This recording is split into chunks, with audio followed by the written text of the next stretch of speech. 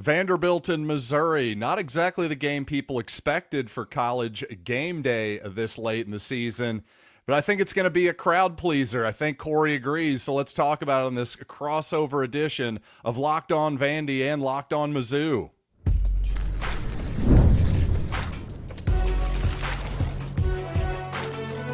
You are Locked On College Crossover, part of the Locked On Podcast Network. Your team every day. Oh, hey, all you true sons and daughters and all you Vanderbilt Commodore fans as well. It's John Miller from Locked On Mizzou.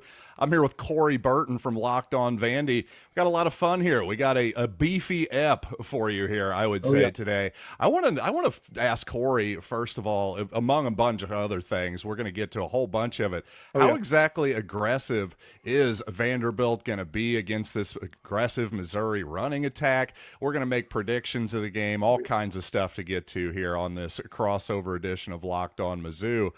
Real quick, I do want to remind you today's episode is brought to you by Gametime. Download the Gametime app, create an account, and use code LOCKEDONCollege for $20 off your first ticket purchase. And I got to say, you're going to need that $20 off. You're going to go to Nashville on Saturday. I was thinking, maybe this was a road trip early in the season that I could get some cheap tickets to. Not the case here, Corey. So no, definitely not. It seems to me both offenses have the advantage in this game. Do you agree with me? What's your take?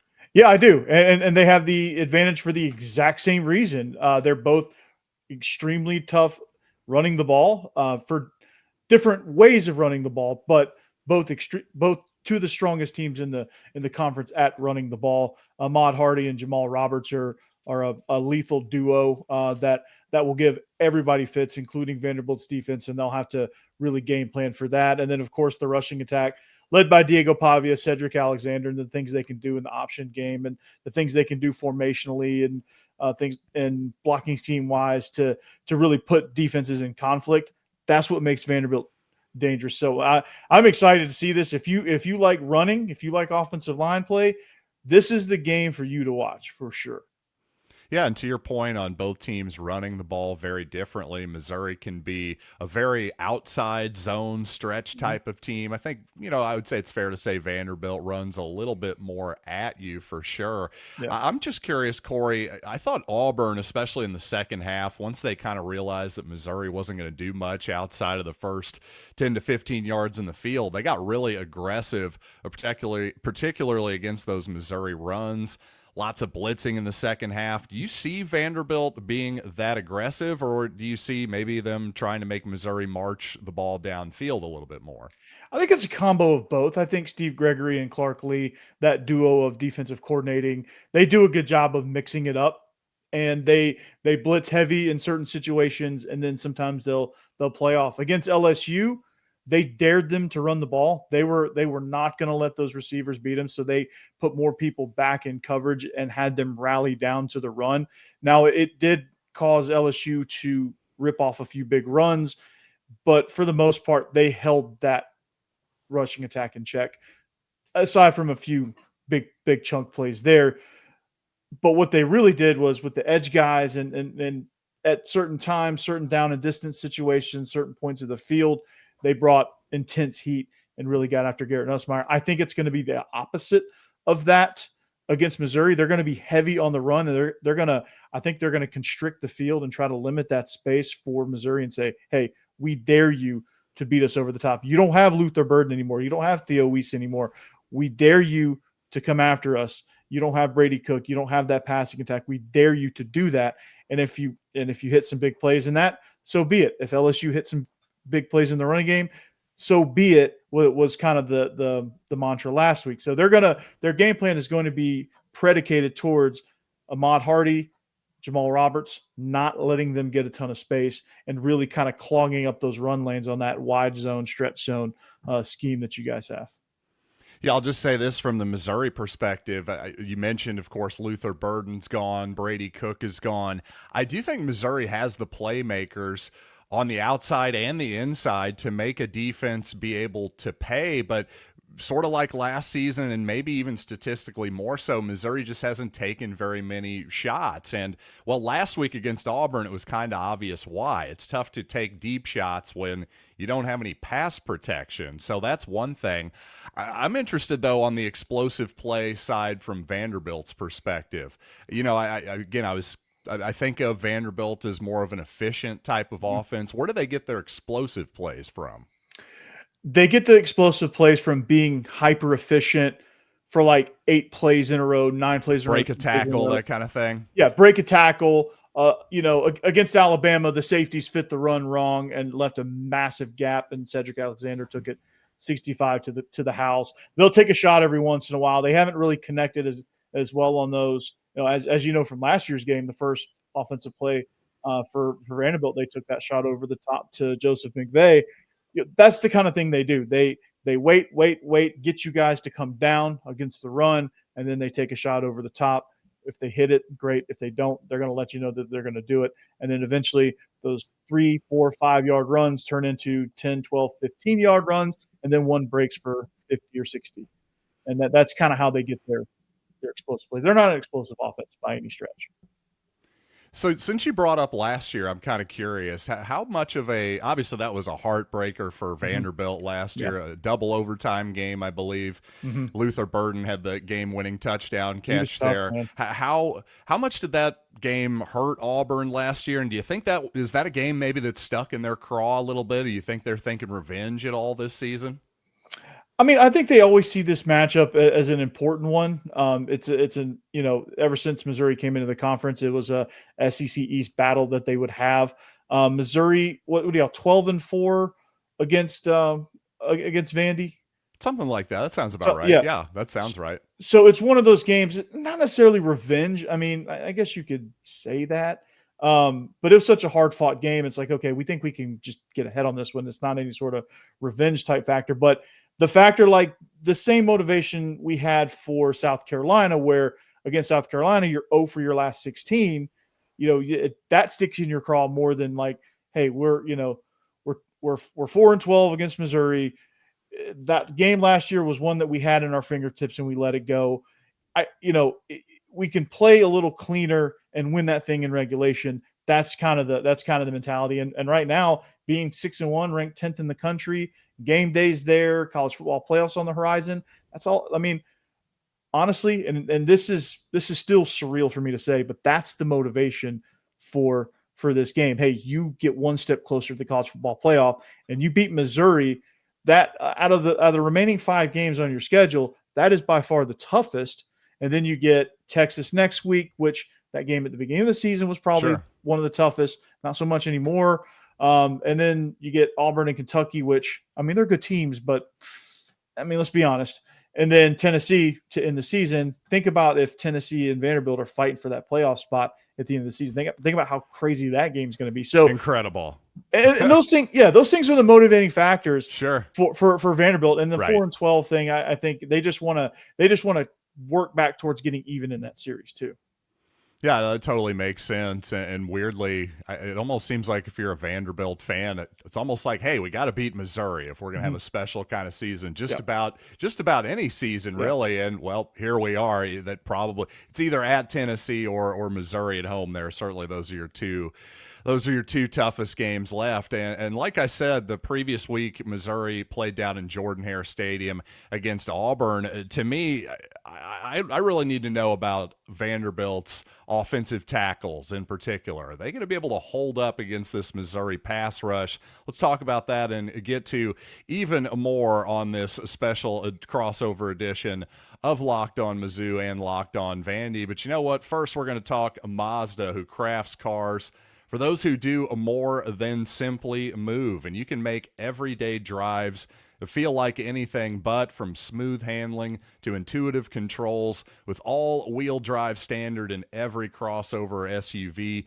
you can drive with confidence through almost any season. And like our players, we sweat every detail, because when you make every move count, impossible becomes irrelevant.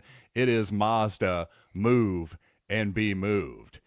And also, let's talk about a Peloton, who is really changing the way fitness is done with the brand new Peloton cross-training Tread Plus, powered by Peloton IQ. It's their most advanced equipment yet, designed to give you real-time guidance and endless ways to move, whether you're running, lifting, or cross-training with your favorite instructors. And to me, that's the biggest advantage of this. Is I know a lot of people don't necessarily want to be on display when they're working out. They don't want to go to a gym. But hey, I'd like the advantages of having those kinds of classes and instructions. Well, to me, Peloton is the best of both worlds. So let yourself run, lift, flex, and push forward, and maybe you'll be as ripped as Corey Burton someday. So explore the new Peloton cross-training Tread Plus today at onepeloton.com.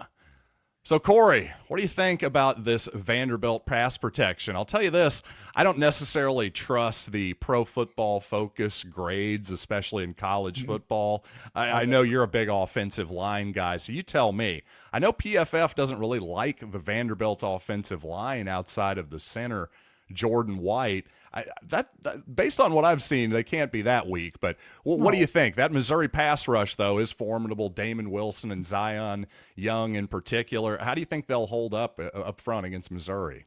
First of all, the PFF thing, I don't ever look at PFF one bit. I think the grading is so like all over the place. There's too many games, too many teams. They can't possibly have the staff to get it done. The good staff. There's just no way. And you're not going to accurately grade offensive lines, especially with an offensive line. And then with an offensive line that has a philosophy of switching sides every play, like good luck with that. Yeah. Right? Wow. I didn't even know that. Wait, hold on. They switch sides every play? The tackles and guards they do strong switch? and quick. Yeah. Really? Yeah. Now that's interesting. Explain more to me in that, because I was totally unaware of that. I'll be honest. Yeah. So they do strong and quick side, and they flip every play. Wow. They most of the time they put their pass protection to the quick side, and then they pull they block down with the strong side, pull. They do a lot of gap scheme stuff. So they'll pull those quick guys around and make stuff with it. Yeah. Wow, that's really interesting. I can't believe I didn't notice that. I'm gonna have to be watching that all Saturday now. Yeah, watch 55. He'll he's your key because he's a mountain of a man anyway. Okay, so you'll be able to notice him better than any of the other guys. But he's obviously the strong tackle. He's like 6'8", 340 pounds. He's a behemoth. Him and Cade McConnell, they flip sides. Cade McConnell, the guard who Cole Kubelik is all over. But no, as far as pass protection goes, that was probably coming in to the season the weakest thing that Vanderbilt did is pass pro, and because that's just not their philosophy. Those guys that they got a bunch. When they went into the portal, they got a bunch of guys that are great at run blocking and drive. Like when it comes to run blocking, they will take your butt 15 yards and plant you. But when it comes to pass pro, it can be kind of shaky. That's where the holds come, things like that. So I think the biggest matchup is going to be Isaiah Glass versus either Zion Young or Damon Wilson, depending on who's matched up with them in that given moment.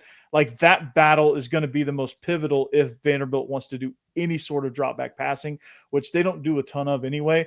They move the pocket, RPO, get the ball out quick, or Diego Pavia is taken off. So when it comes to pass pro, they're going to have to figure out a way to block those guys. Now they've improved throughout the season, but those tackles are going to have, like I said, they're going to have their hands full with those guys. And I think Tim Beck is going to have a good game plan to kind of counterbalance that. Cause this is, I think so far, because I don't think Dylan Stewart was much of a factor. He was supposed to be the best pass rusher they were going to face all year long.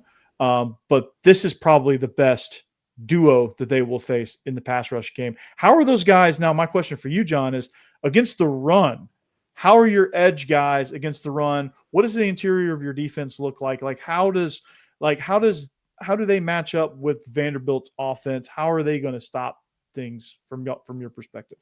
Well, I think Missouri's really solid in just about every aspect of defense for the most part. Early in the year, they gave up some explosives in the passing game, especially, but one big running play too against Louisiana, I believe. But for the most part, this has been a really good Missouri rushing defense, and at times an absolutely dominant and elite unit. But the interesting thing was, well, against Auburn last week, the other Tigers were able to get free with some yards. Definitely were more effective than anybody had been all season. Jam Miller was relatively effective for Alabama, wasn't dominant or anything. I thought Missouri did just fine there. That wasn't the difference in the ball game or anything. So I think Missouri will definitely prevent that front seven, front six, whatever you want to call it. They're going to present a lot of challenges for Vanderbilt, and they're really sound tacklers at linebacker as well. If anything, what I'm worried about is Missouri with Josiah Trotter, who's such a good run defender. They can be maybe a little bit overly aggressive against the run at times. So because Vanderbilt has not one, but I would say at least two good tight ends, along with Stowers. I think they got one other good tight end, too. His name escapes me. Yeah, he played well against LSU, I thought, last He was the leading week. receiver, and he had some thunderous blocks, too. Like, he's a force in the run game.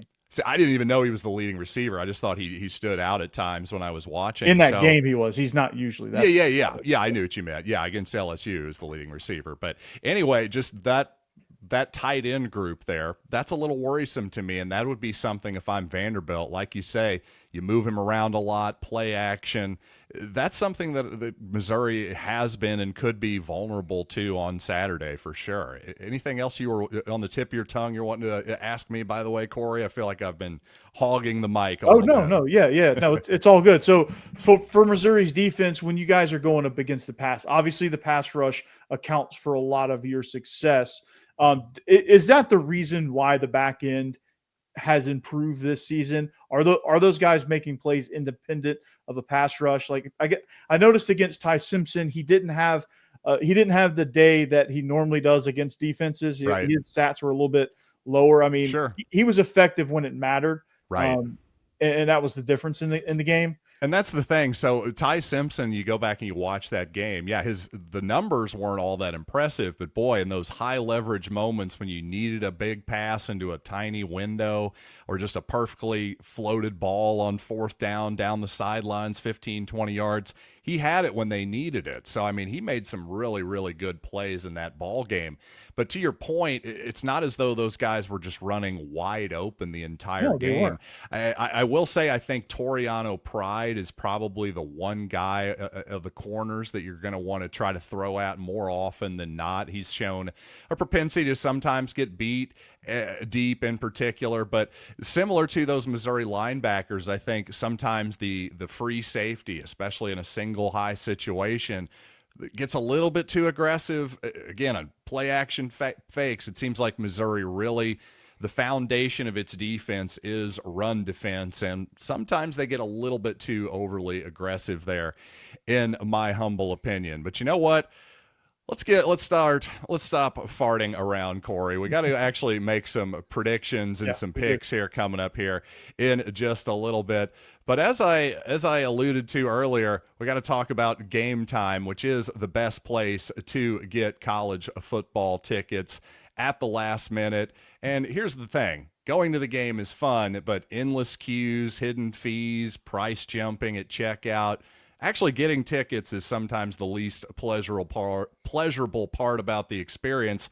Well, that's why I use Gametime, where not only do you know exactly what your cost is going to be as you're browsing through, by the way, I really love the zone deals. You pick a section, Gametime picks the seats, and you save big money. So take the guesswork out of buying college football tickets or really tickets to just about anything with Gametime. Download the Gametime app, create an account, and use code LOCKEDONCollege for $20 off your first purchase.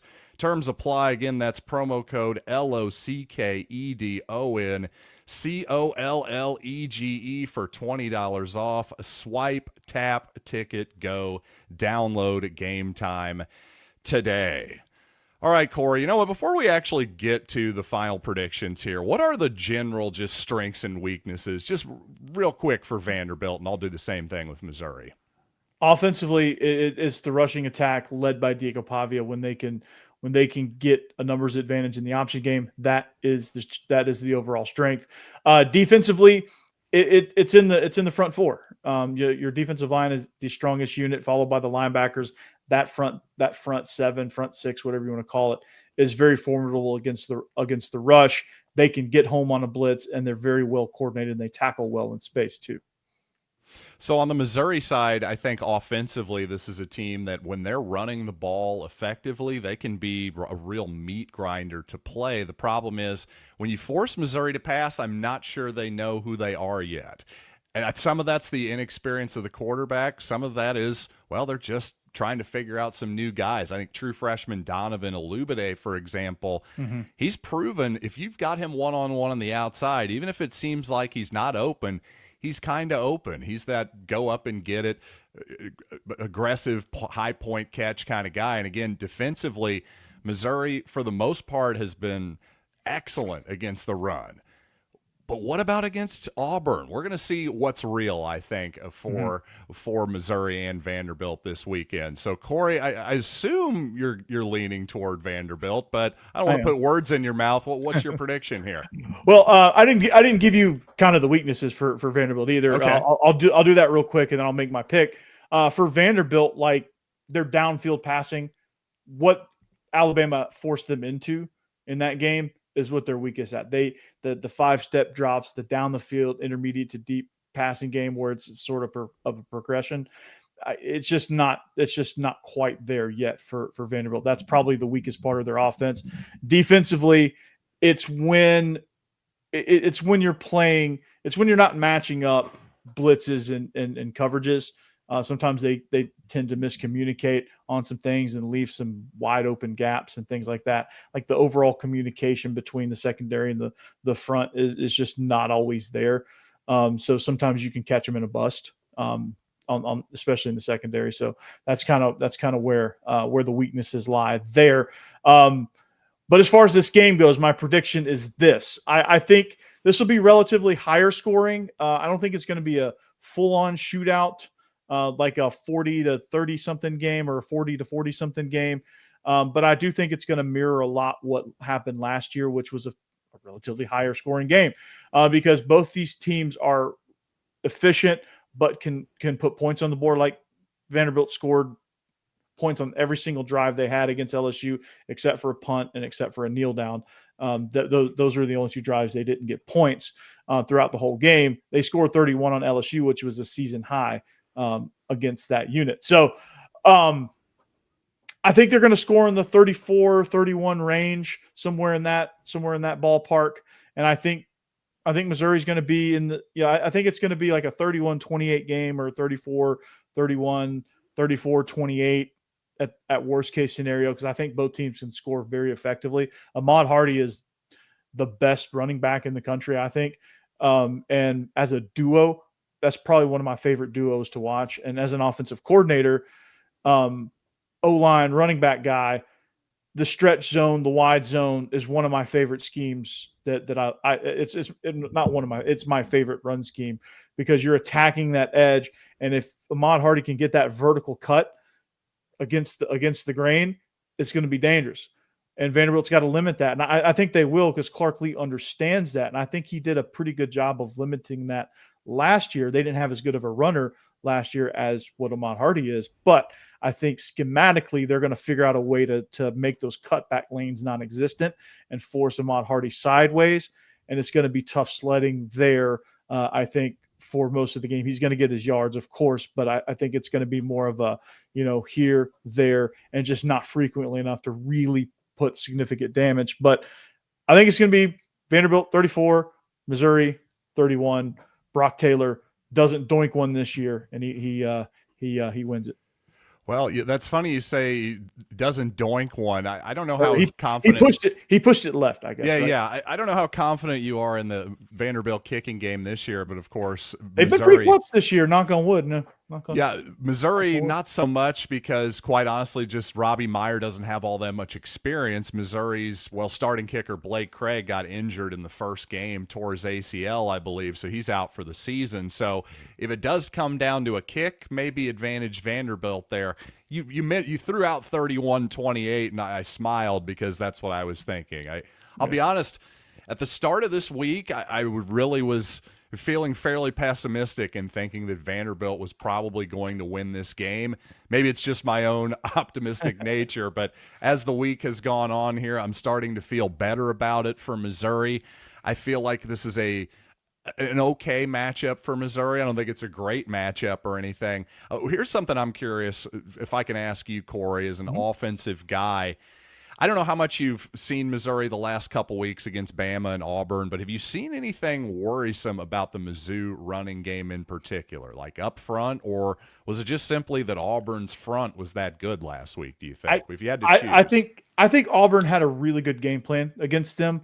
I think, again, they made it tough for that wide zone to kind of cut back, as I said. Like if you can what I call stringing it along, that's what gives that scheme a lot of fits. If you just string it along laterally and it's the aggressive defenses that try to attack it. And I think where they were able to get some chunk plays, or anytime they get chunk plays, it's because somebody along that line, you get a little bit of imbalance, that crease opens up, and Ahmad Hardy is as good as anybody at slamming on the brakes and finding that crease and getting in there. And that's what makes Missouri dangerous. If you can limit that, it's patience. It's a patience thing. So Auburn was extremely patient in defending that run, letting him get frustrated trying to find that run lane. And then once they found an avenue to attack, they attacked, and then forced the game into Bo Pribula's hands. And then they were able to get after him pass rush. Auburn's got a great defense. Their offense doesn't match it, but they've got a great defense. Yes, the irony of the Hugh Freeze era. Great defense, but they cannot figure it out offensively. But you know what?